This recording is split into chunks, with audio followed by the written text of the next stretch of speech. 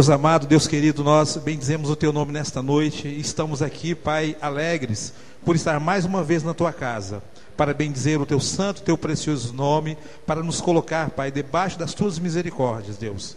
Muito obrigado por essa singular oportunidade, Deus querido, de adentrarmos aos Teus tabernáculos, ao Teu santuário, para que daqui, Pai, o Senhor possa falar com cada um de nós. O Senhor conhece os nossos corações, o Senhor conhece as necessidades do Teu povo nesta noite, e nós, Pai, nos colocamos humildemente na Tua presença, Pai.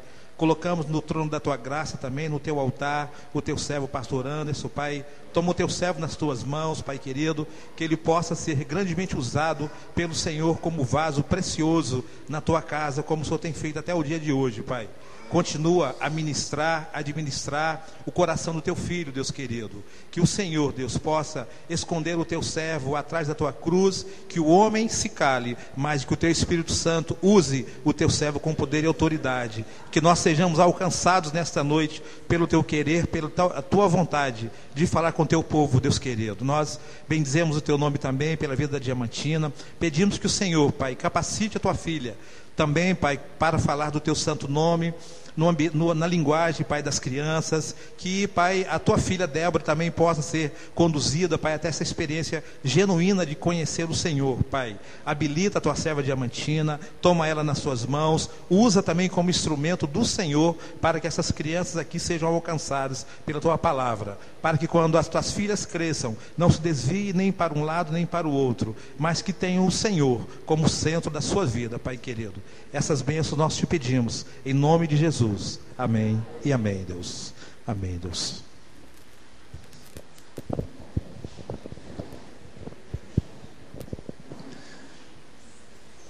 A paz do Senhor, igreja. Amém?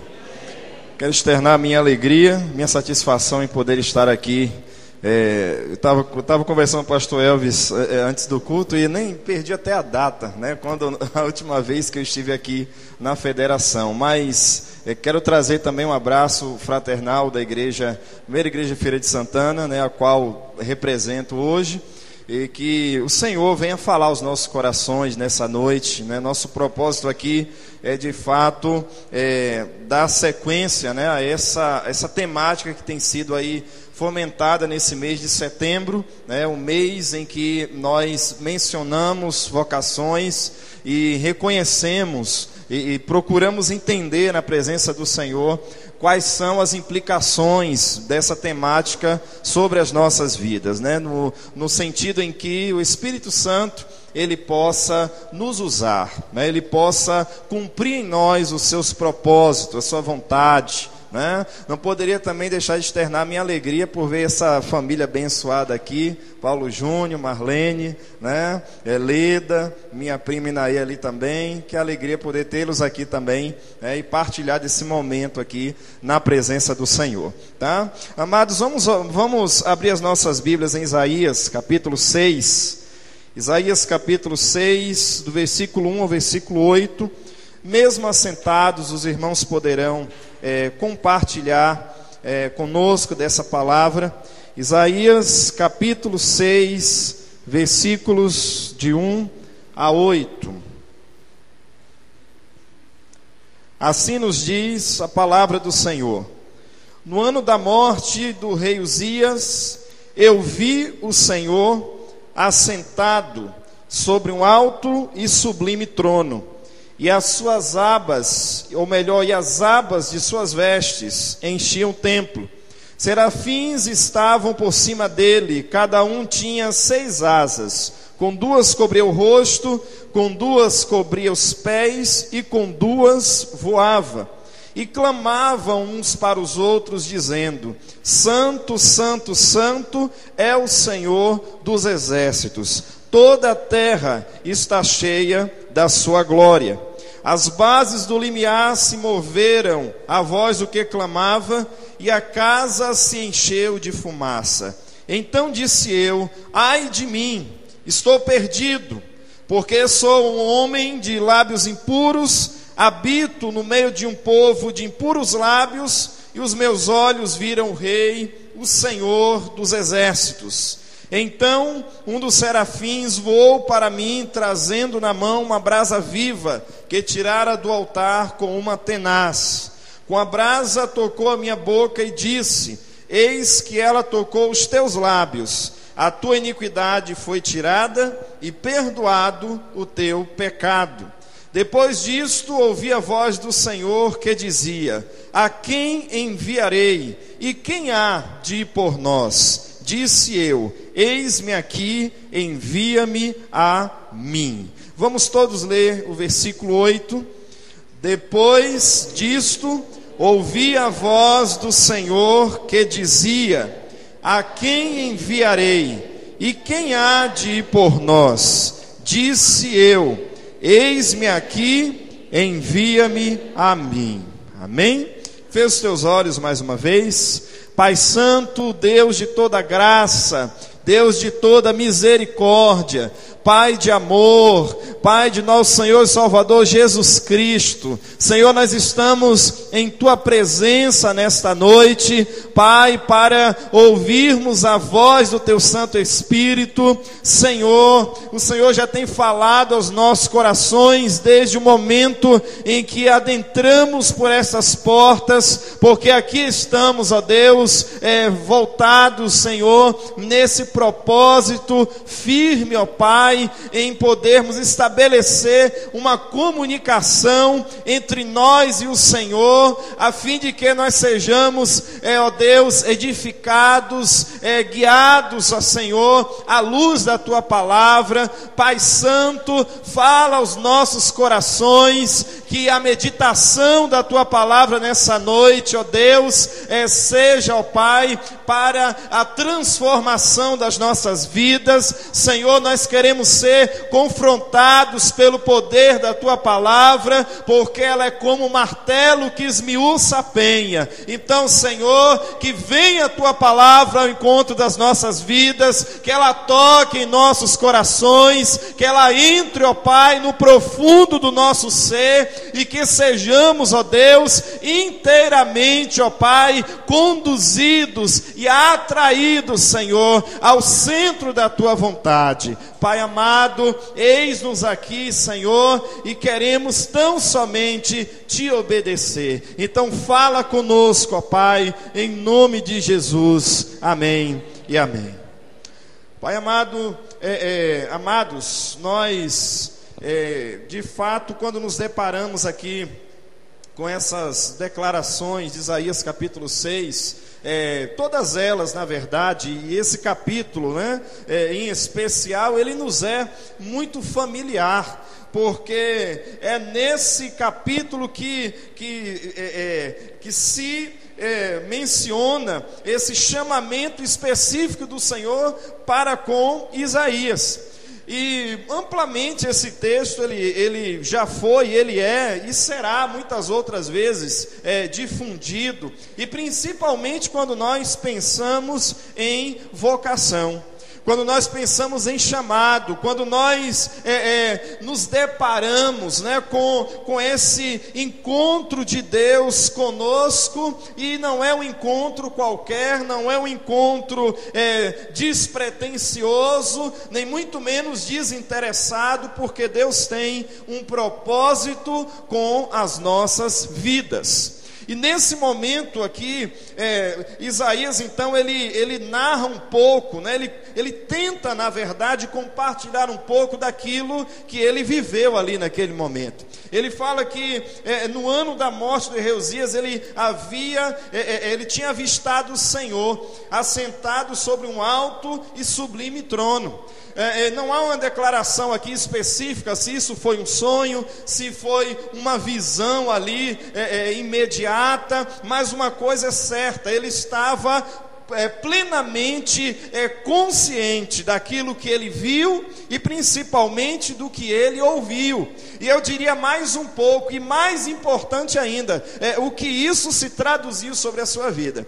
Sabe por quê, amados? Porque muitas vezes ver a glória de Deus, ouvir Deus falar, não é tão difícil assim. É só um momento como esse, onde nós estamos aqui nessa noite, congregando como igreja. Deus está presente, Deus está no meio dos louvores, Deus está no momento em que nós celebramos o seu nome. Ou seja, basta tão somente, como as Escrituras nos declaram, onde tiverem 2 ou 3 reunidos em meu nome, o Senhor diz o que? Ali estarei no meio deles. Então, a verdade ou a questão se volta para um detalhe.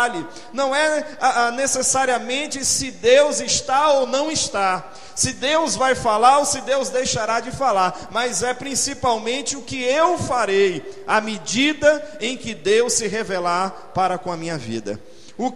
Quais as minhas atitudes, quais as minhas posturas, quais as respostas que eu darei à medida em que Deus estiver se comunicando comigo. Porque nem sempre a voz de Deus, ou na verdade, tudo que Deus tem para falar conosco, Ele não vai falar de uma vez só, e muito menos isso vai acontecer num dia só. Mas à medida em que nós caminhamos, à medida em que nós vivemos de fé em fé, de glória em glória, à medida em que nós prosseguimos, Deus, Ele vai se revelando às nossas vidas. E Isaías, portanto, ele tem aqui um momento ímpar com Deus. E eu quero me focar juntamente com vocês no versículo 8, e justamente compartilhar um pouco e tentarmos aqui entender um pouco, né? Desmembrar essas palavras proferidas por Isaías, no momento em que ele respondeu a uma pergunta feita pelo próprio Senhor. Ele teve então a ousadia, né? Ele teve o destemor naquele momento em trazer ou em dar uma resposta a uma pergunta de Deus ali. Será que nós estamos prontos, né? Será que todos nós estaríamos prontos, assim como Isaías, para responder ou dar uma resposta satisfatória? Porque essa é a resposta de Isaías aqui, uma resposta satisfatória a um convite do Senhor, ou eu diria a um desafio do Senhor. Não é apenas um mero convite, porque servir a Deus e fazer a vontade de Deus é um desafio para todos nós, para qualquer pessoa. E nesse momento então, ele se vê diante desse desafio. Depois disso, diz lá o versículo 8: ouvi a voz do Senhor que dizia: a quem enviarei e quem há de ir por nós? Então, à medida em que ele respondesse isso, como de fato respondeu, ele sabia de uma coisa, que aquela resposta dada seria uma resposta inteiramente comprometedora. Comprometeria a ele mesmo, ele estaria envolvido nessa resposta. E diante do que ele diz, temos aí: disse eu, eis-me aqui, envia-me a mim. Então nós vamos pensar um pouco sobre isso, sobre o que Isaías diz ao Senhor ali naquele momento: eis-me aqui, envia-me a mim. Primeiramente ele diz eis, né? Eis, ele chama, é um chamado de atenção naquele momento. O Senhor pergunta e ele diz então, eis. Ele se apresenta, ele aparece em cena, ele se faz percebido, ele se faz interessado aquilo que o Senhor havia perguntado. Então, nesse eis de Isaías, nós percebemos que houve ali também uma compreensão. Porque não é possível que ninguém vá dar uma resposta positiva ao Senhor, principalmente como uma resposta desta, que é uma pergunta como essa, sem ter noção daquilo que está respondendo. Ou que alguém vá se colocar diante do Senhor, como Isaías se coloca aqui, sem ter ao menos um pouco de entendimento sobre isso. E ele então se mostra completamente ali interessado e preocupado, né, com quem haveria de ir, quem haveria de levar essa palavra do Senhor, quem se colocaria nessa condição de enviado pelo nome do próprio Senhor. E então ele diz: eis, eu estou aqui, eis-me aqui em tua presença. Então ele entendeu que as pessoas que na verdade seriam alvo desse comissionamento do Senhor, né, ou alvo dessa mensagem daquele que seria comissionado pelo Senhor, ele entendeu que essas pessoas eram muito preciosas e que elas precisavam efetivamente conhecer a Deus e ouvir acerca de Deus. Então ele não poderia deixar essa pergunta em aberto. Ele não poderia deixar esse desafio, né? Esse desafio sem uma satisfação. Ele entendeu, portanto, que era preciso comprometer-se de forma mais intensa, de forma mais específica na presença do Senhor. Então ele diz: eis, ele se apresenta inteiramente diante dele, e ele prossegue, ele diz ainda, eis-me, né? Então depois do eis, nós temos aí um apóstrofozinho e o ME, eis-me. Então ele nesse momento também está dizendo ali que, em outras palavras, ele não estava olhando para outro, ele estava olhando para si mesmo, ele estava procurando esse cumprimento da vontade de Deus, não através de ninguém, mas ele mesmo então se vê como uma realidade, como alguém que teria em Deus, né? Mesmo porque antes aí mesmo ele reconhece as suas limitações, né? Ele, ao estar na presença de Deus, ele diz: eu sou um homem impuro, habito no meio de um povo de impuros lábios, né? Ele reconhece ali as suas fragilidades, ele reconhece a sua humanidade. Em nenhum momento Isaías quer ser alguma coisa, mas ao passo em que o Senhor continua tratando com ele, e que o Senhor toca nos lábios dele, tira a iniquidade dos seus lábios, e agora transforma a sua vida, e ele se vê ali perdoado, né? Versículo 7 diz assim: eis que ele tocou os teus lábios, a tua iniquidade foi tirada, e perdoado o teu pecado. Então essa consciência de ter sido perdoado, essa consciência de ter sido restaurado por Deus ali naquele momento, o torna então encorajado. Ele se apresenta, portanto, após esse desafio do Senhor: a quem enviarei, quem há de ir por nós? Ele olha primeiro para si: eis-me aqui, eis-me aqui. Eu quero, Senhor, satisfazer a tua vontade, né? Ele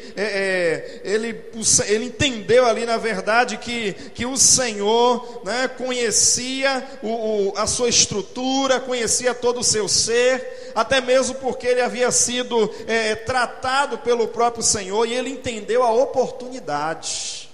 Ele entendeu a oportunidade, ele percebeu: o momento é esse, eu não posso deixar para depois, é agora. Se o Senhor está lançando esse desafio, é nesse momento mesmo. Se existe de fato um desejo verídico e legítimo na minha vida, se eu quero mesmo satisfazer a esse chamado do Senhor, se eu quero ser uma bênção nas mãos de Deus, então é agora, não pode ser amanhã, não pode ser daqui a pouco, porque o Senhor é quem tem nos capacitado, e ele entendeu a capacitação de Deus ali. Ele entendeu a restauração de Deus sobre a sua vida. Foi tirada, né, a sua iniquidade, foi perdoado o seu pecado. Então agora ele era um homem que tinha um testemunho para dar. Ele era um homem que tinha uma mensagem para entregar para as pessoas. Ele podia dizer agora que o Senhor fez uma obra tal na vida dele, que ele agora era uma pessoa diferente. Ele tinha uma determinada postura, uma maneira de pensar, um determinado tipo de atitude. Mas a partir de então, quando Jesus, ou melhor, quando o Senhor aqui entra na sua vida, quando o Senhor se revela para ele de forma mais específica, ele não precisa temer mais nada. Ele não precisa esperar por nada. Ele entende imediatamente. Ele entende a oportunidade é essa. Por quê? Porque o Senhor se faz presente.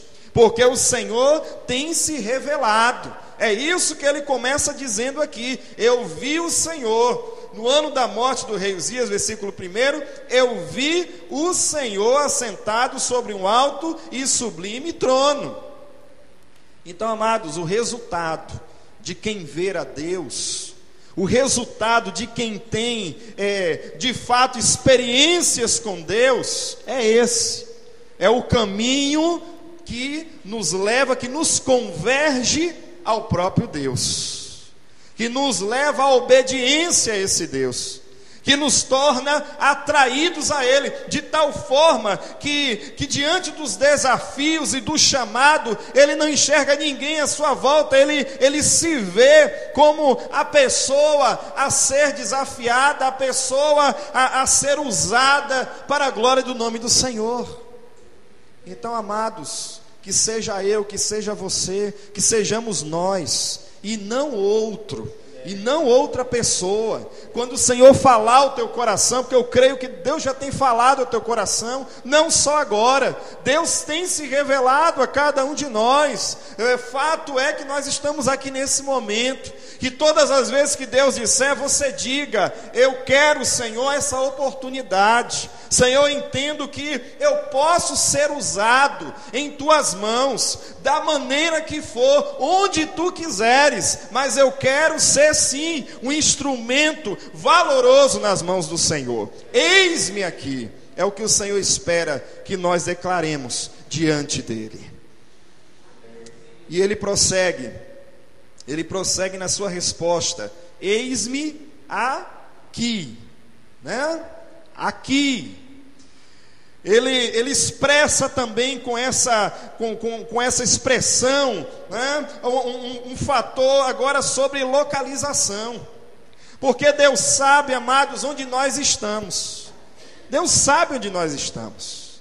E onde nós estamos, e é claro, se estamos em obediência ao Senhor, se estamos na presença do Senhor, então, onde nós estamos, o lugar geográfico em que estamos, é porque estamos no centro da vontade dele. Se nós estamos em comunhão com ele, né, Deus não vai nos deixar levar ou deixar que a gente se embarace ou ande por caminhos que não são caminhos estabelecidos por ele. O que é que a palavra do Senhor nos declara, né? Há caminhos que para o homem parece direito, mas o fim deles é caminho de morte. E Jeremias ainda vai declarar o seguinte: eu sei, ó Senhor, que não é do homem o seu caminho, nem do homem que caminha dirigir os seus passos. Então, se eu estou na presença de Deus, onde eu estou andando é direção de Deus. Amém? É direção de Deus. Então é Deus que está guiando a minha vida. É Deus que está cumprindo, né, os seus propósitos através das nossas vidas. Então Isaías, naquele momento ali, ele estava no lugar certo. E aí ele diz, portanto, eis-me aqui. Né? Aqui, Senhor, onde eu estou mesmo. Então, Senhor, amados, ou seja, onde nós estivermos, né? No nosso trabalho, ou na faculdade, ou na rua, ou no nosso lar mesmo, onde nós estivermos, o Senhor, Ele conhece a nossa localização, né? Ele conhece as nossas casas, e é ali que Ele quer começar a fazer uma grande obra através das nossas vidas. É onde nós estamos. Porque às vezes as pessoas confundem muito isso. Quando a gente fala de chamado, quando a gente fala de vocação, não é apenas para grandes locomoções geográficas. Não é apenas para sair daqui e ir para um outro estado do Brasil. Não é apenas para sair daqui e ir para um outro continente do planeta Terra, lá para o Oriente Médio. Deus tem os seus chamados para tudo isso. E quem sabe Ele não tem aqui dentre nós mesmos. Mas o fato nós precisamos entender que a abrangência do chamado vai muito além do que isso. Não é apenas um direcionamento geográfico. Primeiro, Deus quer nos usar onde? Onde nós estamos. Temos que ser uma bênção onde nós estamos. Esses dias eu vi, alguém postou no Facebook uma frase que dizia assim, quer servir a Deus, tipo alguma coisa assim, nas nações, alguma coisa assim, primeiro arrume o seu quarto, né? Então quer servir a Deus, então primeiro faça aquilo que está ao seu alcance. Esse arrumar o quarto, na verdade, pode ser literal ou nem tão literal. Isso quer dizer o seguinte: coisas que estão aqui, né, ao meu alcance, e que eu posso fazer para a glória de Deus, e que eu posso ser usado para a glória de Deus, mas eu não estou me deixando usar. Se Deus não pode me usar aqui, Ele vai me usar em outro lugar? Como? De que maneira? Então, primeiro, Deus tem que me usar onde eu estou. Deus tem que me usar no seio da minha família. Deus tem que me usar dentre os meus amigos. Eu não posso delimitar, né, que a vocação, que o chamado do Senhor seja apenas para algo à parte, para um outro contexto. Não, amados. Quando Deus chama os seus servos, e a gente pode olhar de Gênesis a Apocalipse, o Senhor chama no contexto em que eles estão. Agora, se a partir dali Deus quer fazer alguma outra coisa, se Deus quer fazer uma revolução ou dar outros direcionamentos, isso está na economia do próprio Deus. Isso compete a Ele mesmo. Mas Isaías, ao entender esse chamado, esse desafio da parte do Senhor, ele diz: eis-me aqui, Senhor, eu estou aqui, o que posso fazer? O que o Senhor pode fazer através de mim? No contexto em que eu estou, nos desafios que eu estou enfrentando hoje, o que o Senhor pode fazer? O que o Senhor quer fazer? E aí ele prossegue: eis-me aqui, e ele diz ainda: envia-me a mim. Então há um outro enfoque aqui, né? Envia. Então ele também quer dizer com isso que: Senhor, usa-me no teu serviço. E esse envia-me, eu volto a dizer, nem sempre será uma mudança de contexto geográfico, mas muitas vezes é uma mudança, é uma outra experiência que o Senhor está querendo nos dar. Envia-me, ou seja, Senhor, usa-me e faz-me desfrutar de uma outra condição de vida, de uma outra esfera de existência. Senhor, eu quero experimentar algo novo, então envia-me, usa-me de uma forma como o Senhor nunca me usou. Revela-te de uma maneira que eu jamais te conheci. E a gente percebe que isso aconteceu com a vida de Jó.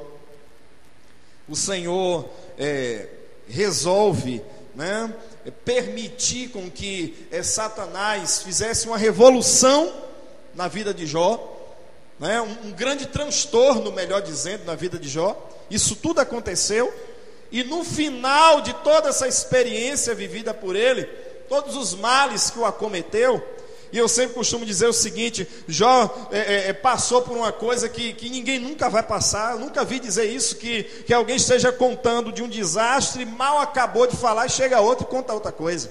E de novo acontece isso, né? Com todos os seus filhos, com todos os seus bens, com tudo aquilo que ele tinha, perdeu tudo, e por fim perdeu a sua saúde também, e quase perde a mulher também, né? Por causa dela mesma, por não ter entendido o agir do Senhor ali naquele momento. Mas no final de tudo aquilo, e perceba o seguinte: Jó foi para onde? Fugiu para outro lugar? Jó foi para outro contexto? Não, Jó continuou onde estava. Jó permaneceu onde estava, mas o que é que o Senhor fez com Jó ali?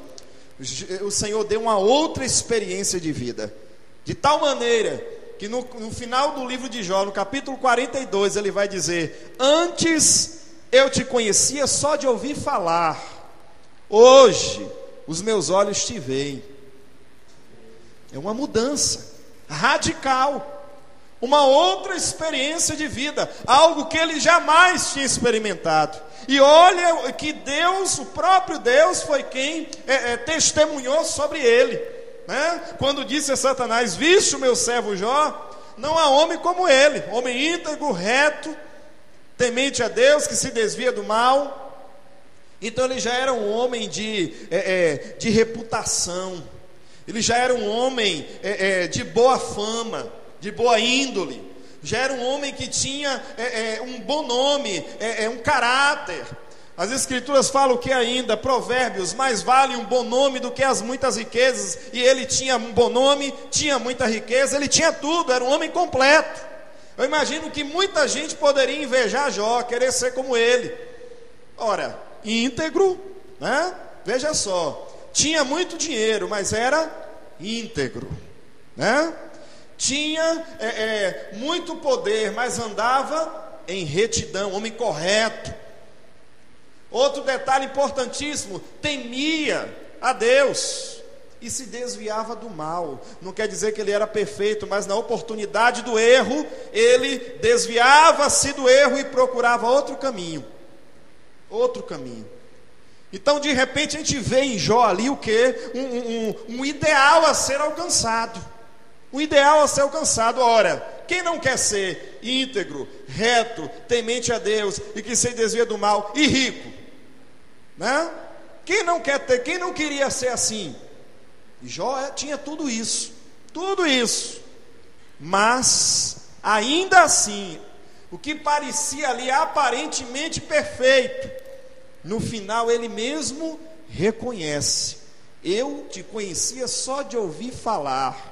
Apesar de toda a nobreza dele, apesar de toda o testemunho, o exemplo, né? Tudo isso, mas ainda havia algo entre ele e Deus que precisava acontecer, e assim aconteceu. Deus deu a Jó uma outra experiência. Jó saiu dali diferente, uma nova perspectiva de vida, uma nova disposição de vida. Aí vem a restituição, Deus tira tudo, depois ele dá tudo novamente, assim como ele mesmo havia declarado, né? O Senhor deu, o Senhor tomou, bendito seja o nome do Senhor. Declarou isso na dor, e depois ele vê o cumprimento do inverso: o Senhor tomou e o Senhor deu tudo novamente.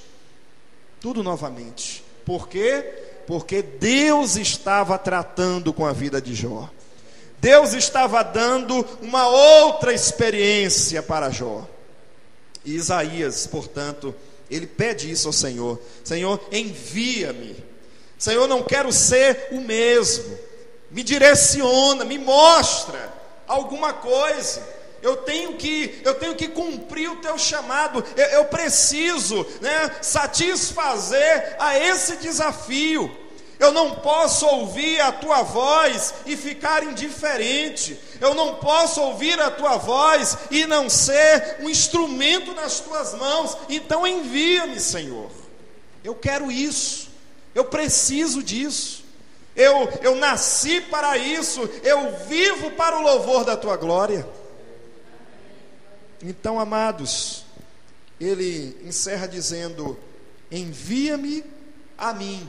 Parece até uma redundância, né? Envia-me a mim. Mas não envia-me, não é a ele mesmo? Mas ele, né, reforça isso. Ele faz questão de reafirmar isso, né? Envia-me então agora. Toma-me tal qual estou. toma-me do jeito que eu estou agora. Perceba, amados, Isaías não ficou levantando subterfúgios.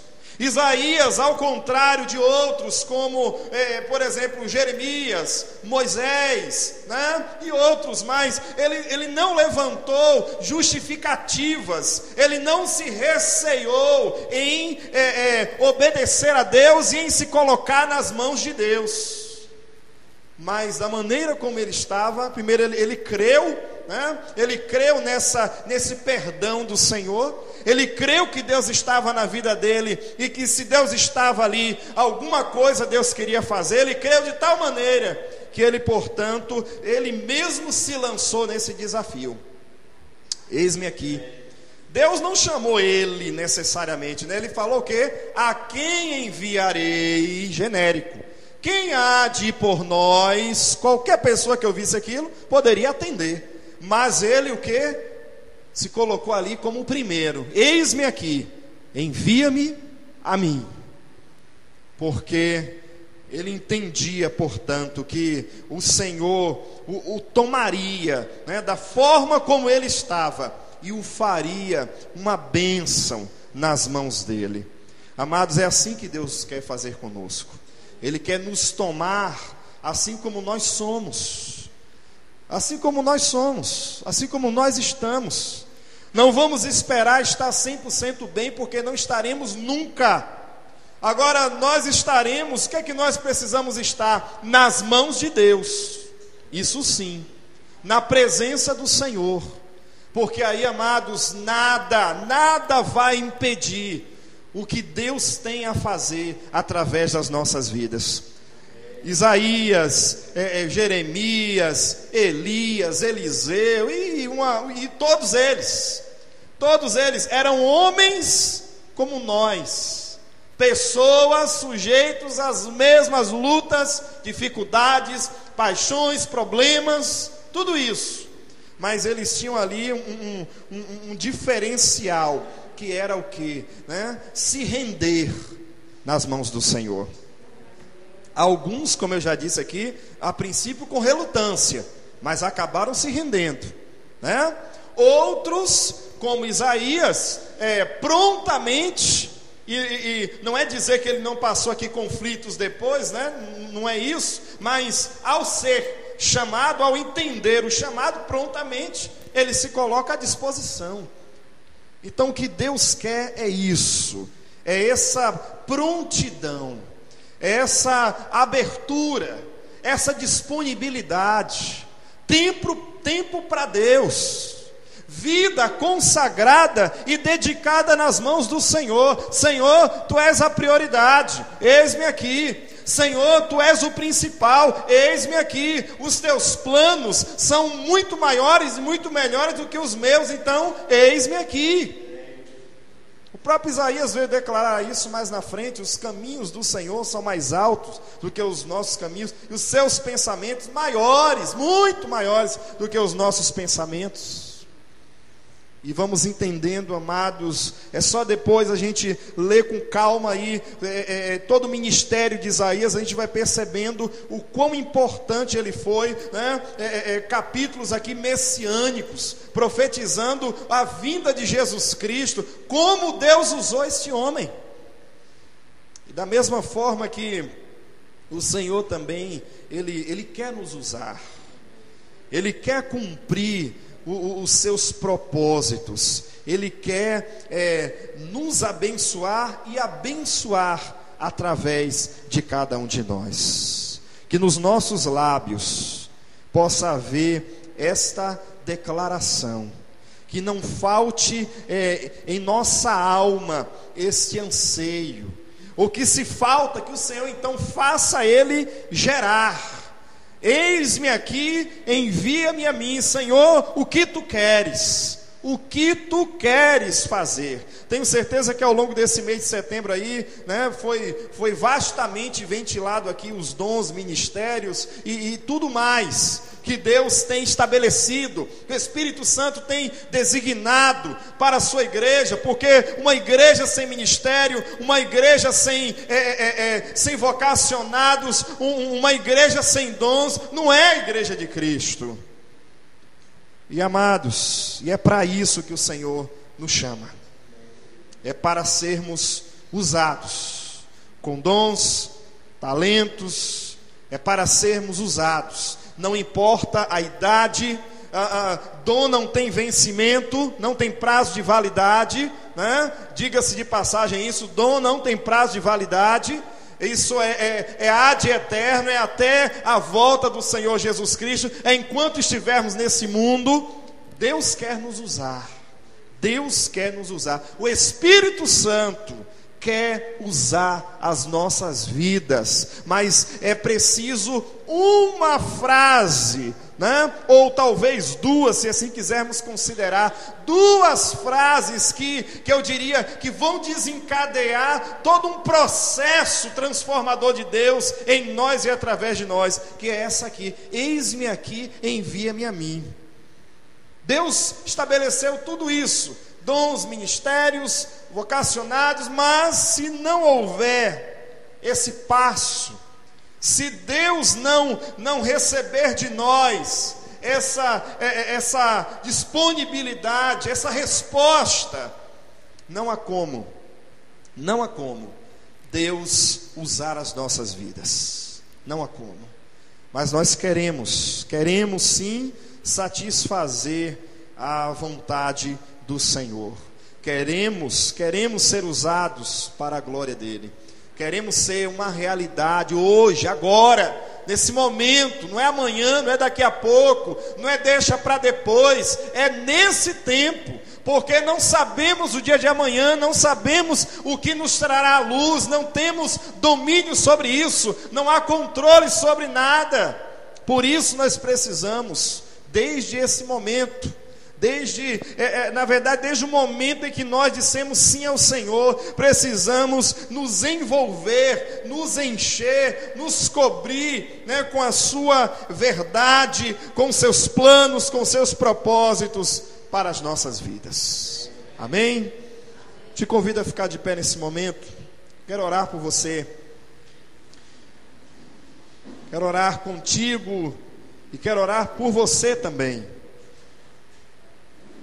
Curve a sua cabeça e eu te desafio agora a colocar a sua vida, seu coração diante do Senhor. Eu não sei como você está, eu não sei até que ponto você tem servido a Deus, eu não sei até que medida você tem se doado e tem se colocado nas mãos do Todo-Poderoso.